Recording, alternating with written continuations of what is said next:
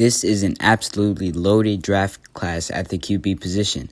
It holds an absolutely generational prospect, along with two other number one overall pick caliber players. There are also a lot of other quality guys that make a total of 5 quarterbacks that could potentially go in the top 10. College ranging from the big schools like Alabama to even FCS schools. You've seen the title, you already know what it is. Hey YouTube, my name is Tyler, and welcome back to The Athletic Nerd.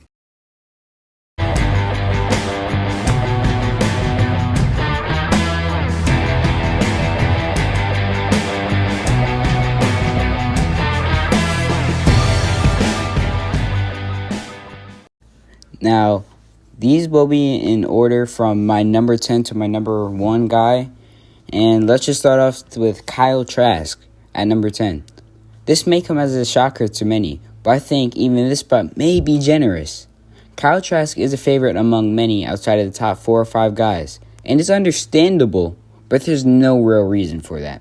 Now let me explain. Everyone wants Kyle Trask to fit the narrative of the unathletic white quarterback that uses accuracy and smarts to make up for it, like Tom Brady, or even Mac Jones in this class. But he's not even that. He's accurate, but he's not more accurate than a lot of these other guys. He can still be inconsistent at times. He's not really that cerebral of a quarterback more than any of these other guys. He doesn't throw with that much anticipation. He's not great at diagnosing coverages or even manipulating safeties. And that's okay. He can still make it to the NFL with these skills if he can develop. But he hasn't made up for it, especially given his physical traits. He can't move at all. He's completely immobile. If you watch his tape, he can't even move in the pocket, and he's certainly not a threat to run. And this has gotten him into trouble a lot, taking hits that a lot of other quarterbacks would be able to avoid. This issue will just become even worse in the NFL, where everybody's moving faster, and the stuff he does at the quarterback position is the stuff that he is considered skillful of, is something everybody can do. And people want to talk about his great stats. Well, he was throwing to arguably the best weapon in the draft class with Kyle Pitts, and arguably the most electric player in the class with Kadarius Toney. The way people talk about Mac Jones, the same criticisms apply to Kyle Trask, but even worse. This is why I have him only at the number 10 spot. At the number 9 spot, I got quarterback out of Georgia, even though he did only play for Wake Forest, Jamie Newman. He's a Bruce Arians type of quarterback where he loves to throw the deep ball. He has very good size and athleticism to go with one of the best arms in the class. The issues for him mainly start with his mechanics. They aren't great. He can be very heel-clicky at times, which leads to a lot of inconsistency with his accuracy. You could see plays where he's like overthrowing guys, or he's throwing the ball out of bounds when he should be throwing it up the sideline. And these mechanics are especially worrying given his play style, since he likes to throw the ball, those lower percentage throws, like I said, down the field or in the tight windows. So until he can really fix those mechanics, he doesn't have too much of a future in the NFL. He is smart. He can throw with anticipation occasionally, but he doesn't do it often yet. He's still more of a see-it-throw-it guy. And he doesn't make too many mistakes reading coverages. I do think opting out hurt his draft stock a little bit, since the SEC would have given him a full season to showcase potential improvement against the best competition college football has to offer. This maybe could have landed him as high as 6 given his traits, and if he just would have got more experience diagnosing coverages, stuff like that. Either way, I think if he goes to the right system, maybe sit for a year or two, and then if he could really develop those mechanics, he could be a good starter in the NFL. At number 8, I have the Stanford product that has received a lot of buzz lately, even rumored to teams like the Saints at the end of the first round. While number 8 does seem kind of low, this is, like I said, a loaded quarterback class. So I do think that reasonably, maybe you could flip-flop him with like 6 or 7. But I think this is a good spot. Now, the reason why I think that he's getting so much buzz is because a lot of these so-called experts, they fell in love with the prototypical 6'4", 6'5" quarterback that could do a little bit of everything. And they even drew a little bit of comparisons to Andrew Luck. It doesn't make really sense to me, but hey, because he does have good size. Now, actually, I thought he was shorter than that because he throws out of a good base where he always gets a lot. He usually gets both his heels in the ground, but his knees are usually bent. Now, like I said, I don't really think that he's great at anything, and he definitely doesn't have really any elite traits. But when he does put everything together, it is kind of special to see. He's a hustler. There are games where he chased down a defender who scooped up a fumble and almost scored. That play also showed off his athleticism. He can make moves on a player in space and just has good mobility in the pocket. He showcased that before. And there are times where he could diagnose coverages both pre and post snap, then hold his safety while throwing with anticipation. But he doesn't do that with great consistency. His mechanics can get sloppy. He doesn't throw great on the run and occasionally doesn't see a defender, which could lead to interceptions. Either that or he's just very trigger happy. Even though he has a good arm, he doesn't have the arm great enough to fit it into windows. Now, I do think eventually he will probably get a chance to start at some point and probably be around average, maybe slightly below average at best I see. On potential, I am higher on Newman, but I just think that Davis Mills has shown more so far in his college career. At 7, I have Felipe Franks. Now, this is probably funny to a lot of people. Felipe Franks? Really? If any of you guys have even heard of him, then you know that he's the guy that transferred to Arkansas, of all places, after losing his job to Kyle Trask, the guy you have at the 10th spot. Well, guess what? The only reason why Trask even got an opportunity to play was because Felipe Franks got injured. And now I haven't seen too much film on Felipe Franks from his past season. I was very impressed with what I saw. Like Mills, the only issue with him is consistently putting this together. And his upper body mechanics aren't always great, but he usually throws with a really good base. He usually has all his heels in the ground, and he's not very heel clicky at all. He's not toesy either, which is especially great since he is very big at 6'5", 6'6", so he can always see over the offensive line anyway. He could manipulate the defenders better. He doesn't do a great job of that. He may steal down a receiver sometimes, but again, he has shown the ability to throw with anticipation. And with the traits that he has, because he's very mobile and has another rocket of an arm.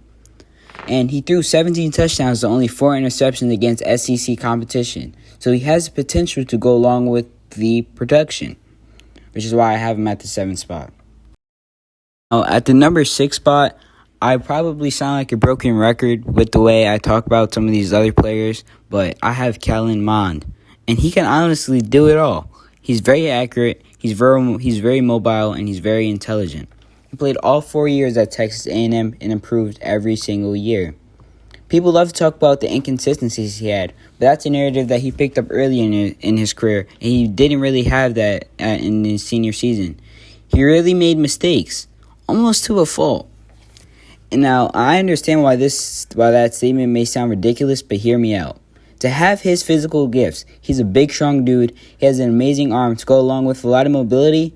He plays too safe. His mechanics are very stiff and robotic, like he's scared to mess up. I remember watching him tear up UNC in the bowl game. Like, he can make those big-time plays all the time. And against Alabama, he showed the ability to go on the run and make throws while getting hit. It may have just been the system, but if he had more of a creative play style, I could easily see him sneak into the first round. Otherwise, I think he will be the first quarterback picked on day 2 to a team like the football team or the Steelers. I think he could be a Colin Kaepernick type of player at the next level.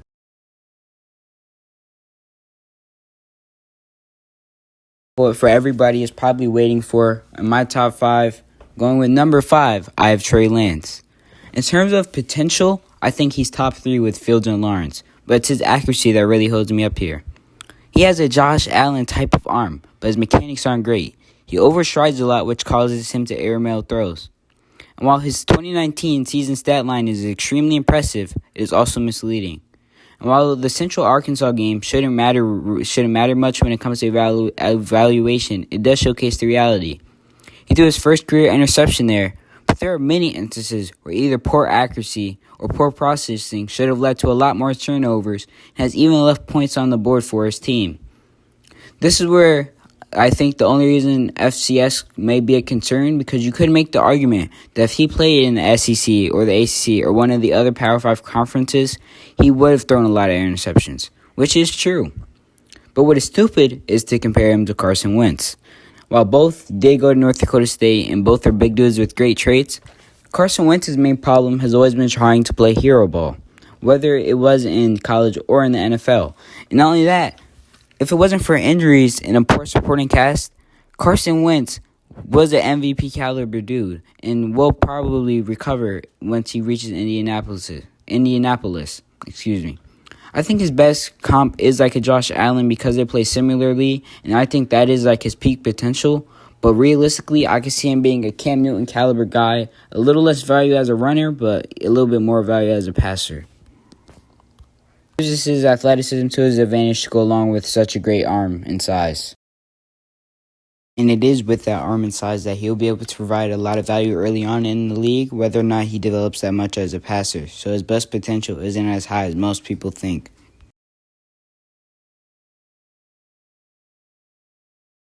At the number 4 spot, I have Mac Jones. I do think this is the right place for him, and I do think he is firmly a first-round quarterback, but I do have to acknowledge the fact that he is overrated at this point. And while I do think he is everything that they want a Kyle Trask to be, he will not be Tom Brady as most people say he is. Mac Jones has an average to above average arm, and while he doesn't have great mobility, he has showcased many times that he does have enough to move around in the pocket well and could be a scramble threat if absolutely necessary. He is smart, but he doesn't have the ability as advertised. He's not even like a Burrow level where he's really good at diagnosing coverages pre and post snap. Doesn't always have great anticipation, and he doesn't use his eyes well to manipulate safeties a lot of the time.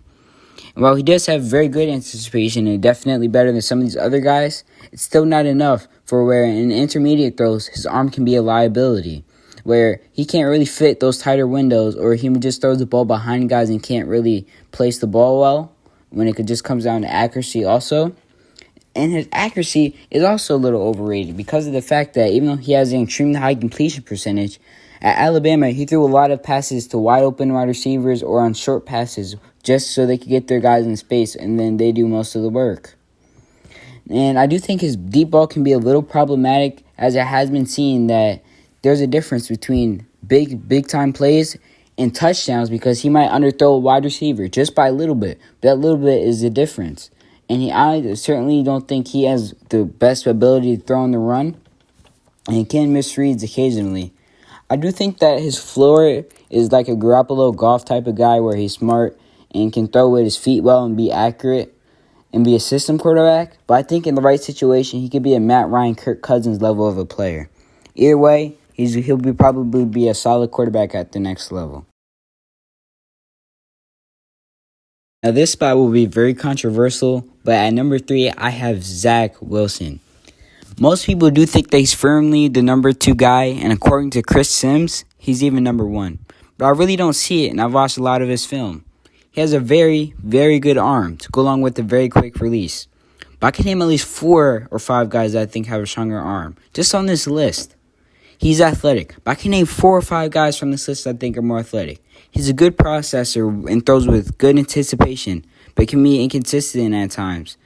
But there are other guys in this class that are just about as good at that. He has very good mechanics, which does separate him from some of these other guys, especially upper body, but occasionally he get a little toesy in the pocket.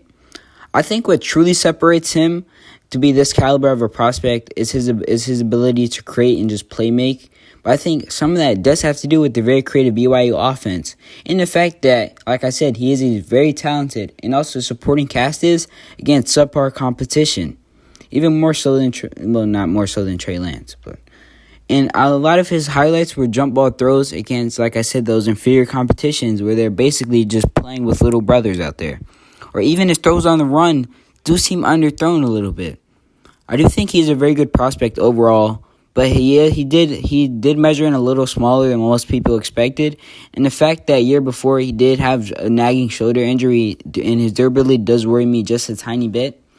I think he could be a more athletic Baker Mayfield, but certainly not a Mahomes or Rodgers as he was compared to previously. And I don't think he's better than the other guys I have ahead of him.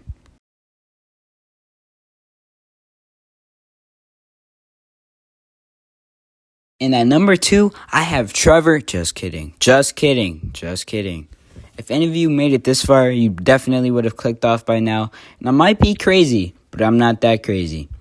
So here at number 2, we of course have the Ohio State product, Justin Fields. I think he's an amazing quarterback prospect, especially more so than Wilson, and I think he's closer to Lawrence than most people expect. He definitely has the tools. He has an amazing arm. He has great size at about 6'3", 225, and he ran a 4.4 at his pro day. And honestly, I think he's a little slower on tape. He doesn't really run away from guys as some other quarterbacks have, and as you might expect. But I do think he's also the second most accurate quarterback in this class besides guess who. And it does worry me slightly that he did play at his worst against the best defenses like Alabama, Indiana, and Northwestern. He also showed out against teams like Clemson in the semifinal. He's everything you could want in a quarterback. There are plays where he goes out blocking for his teammates. Everybody already knows about him playing injured last season during the playoff, while he was leading his team and playing great. And even if you didn't know, he was one of the main players lobbying for the Big Ten to have a season this past year because of COVID, when he could have just sat out and declared for the NFL draft like some other guys did. He truly loves the game of football, despite whatever these random reports are telling you. And the concerns about the mental side of the game are simply unwarranted. People love to cherry pick the same clips over and over again, simply because those are the only ones. You could do that to any of these quarterbacks, even Trevor Lawrence, but they especially get on Justin Fields for it for some reason. His mechanics could use a little bit of tweaking, especially his release, which is a little long, but even still, he won't be too big of an issue. And he does hold the ball for long, and he may stare down reads occasionally. But when you have the talent that not only he has, but his teammates have, to go along with the Ohio State kind of offense, this should have been expected. And obviously, he can still improve on that. I'm not saying he's perfect in these areas. But I do think that the next level, he could be a more athletic Dak Prescott, if not a Deshaun Watson caliber player. And at number 1, of course, is Trevor Lawrence. You knew this was coming. Sunshine from the Remember the Titans is finally headed to the NFL. There's not much to say. Last season, he had great mechanics, which he improved on since his sophomore year. He read defenses very well, especially given his relative experience. He has more than enough prototypical size at 6'6", even though I do think weighing in at only 200 pounds does bother me a little bit. He's very fast, as he showcased in the 2019 college football playoff when he was running away from Ohio State DBs. The only cons I really have with him is decision-making, especially under pressure. He did try to force the ball into situations he shouldn't have, but even then, that is nitpicking. He also didn't showcase too much ability to improvise or to get through reads, since that simply was not Clemson's offense. He likely can, but this may prevent him from being a Mahomes or Rodgers type of player. I think he can still be an Andrew Luck, Justin Herbert. Those are my comps to him, but expect him to throw a lot of interceptions early in his career like Peyton Manning did as he adjusts to the NFL and his supporting cast gets better.